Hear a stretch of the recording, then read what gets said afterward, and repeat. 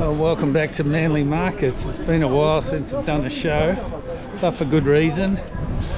Good to have a break and let things settle and that. And what's happened in that time is we've lost a few store holders. You know, their life changes and they go on to do, well, no markets probably anymore, but we got a lot of newbies, which is really exciting.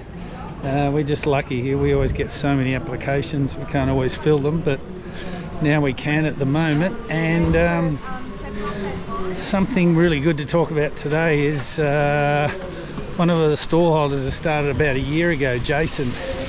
He did his own makeover, and the results of that makeover on his stall have just been staggering. It's so good to see. So I think you'll really enjoy what he's got to say about that, and how you should look at your own stall and look at upgrading fairly often, because it does make a difference. And you use the knowledge that you've learnt from trading for a while and then put it to good use and increase sales. I mean, that's what you want. So let's go and have a chat to Jason. Welcome to Manly Markets 2095. Manly is the first beach north of Sydney Harbour and can easily be reached by ferry, car or bus. My name is Mark and I've been running the Manly Markets for 11 years now, and I have over 30 years retail experience in the surf industry, which has really helped me understand the markets business overall. Each week I'm going to show you around our markets, including how we run them, introduce our store holders, show you around Manly and interview some locals along the way. Please subscribe and enjoy our weekly shows every Friday. Alright Jason, how are you, buddy?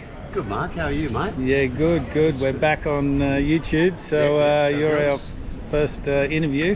And the reason is because you started in January 2024. I certainly did on that hot Australia day. That's it. You came in with no expectations. No, I had no idea what I was doing. And a tip for everyone, if you're going to be thinking about becoming a marketeer, watch Mark's videos, because they're full of great information. Full of people like you. Now we're going to get some good information for people today, because it's now April 25, so Yes. it's about 14 months. April the 6th. Yeah. And looking at your stall, I mean, we will go into detail on it, but what you did was your own makeover, right? Oh yeah, absolutely. Well, I've had a lot of help from my beautiful wife and my niece. Yeah, we need to give her credit. Yeah, both of them credit. But you've been here, so you would have given them a lot of good feedback. Oh yeah, absolutely. But look, having someone give you advice and being able to take it is important. Yeah. I'm not very good at taking advice, I must say. And just having, I think, a lady's touch is very important. Like, yes, we will say that. Yes, exactly. Especially with jewellery. I mean, you know, they're the people that wear the most jewellery. So look, I appeal to a very masculine market in the sense that I carry the anvil in here, which will make a little bit of noise. Yeah, I think that was early on. We come up with the idea. I think you did, or I seconded your idea, that it would be good if you haven't got people on your stand, just start tapping away on the anvil. And act like you're making product on site, because you make everything off site, right, at home. No, I don't. I make these things here. Okay, well, yeah, but it does attract people, doesn't it? The noise. That's what I'm making right now. That's going to be a lovely little cuff. Okay, but I just want to say, you do it to attract people. It works, doesn't it? They say, oh, what's he doing over there? You can do those little extra things on your stall that attract people. Don't just stand there. Look, it's and just quickly, yes. You never sit here on your phone, do you? No, mate. And unfortunately, a lot of our store holders do, but you don't do it. And I recommend, do not sit on your phone. You're here to do a job. You're here to trade. Yeah, you're here to trade and trade well. And you're here to give someone a bit of fun, entertain them. Yeah. And they'll walk away from me, in particular, and they go, that crazy old fool, you know, I had a lovely time chatting to him, and I had the opportunity to buy something unique. Yeah, that you made, and that's the point. People like meeting the person who made the product, and they go away and they tell everyone, and obviously you do great products. So let's talk about the upgrade, the makeover. And look, So because- compared to what you had before, and you did do a little bit of tweaking. Yeah, You changed little things started along the off way. Carrying an old wardrobe in here, as you, You probably did, remember. yeah. And And then this is where you just changed everything. yeah, and look, I appealed to, because I'm standing here doing this, I appealed to a very masculine market. Now I have a softer edge. Yes. And I now appeal to a more feminine market. Right, okay. And So- you're going to share with us the percentage change.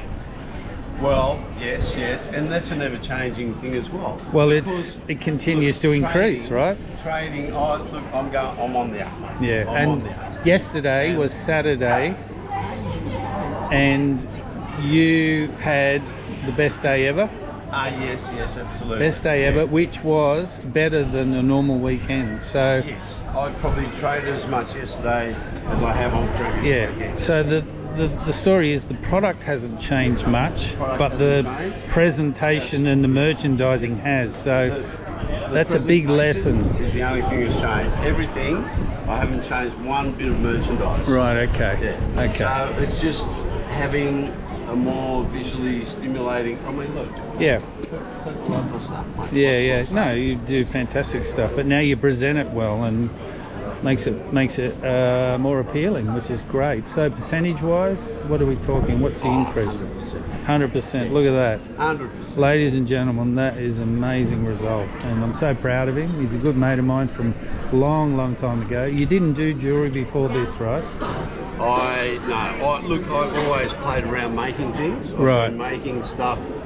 I've done a trade course in wood turning, which is Right, so okay. I'm a turner by trade, Yeah. and so I've always made things, but this is beyond my expectations. Yeah. No, you're doing And it. Mark's given me a good opportunity, and I'm riding hard.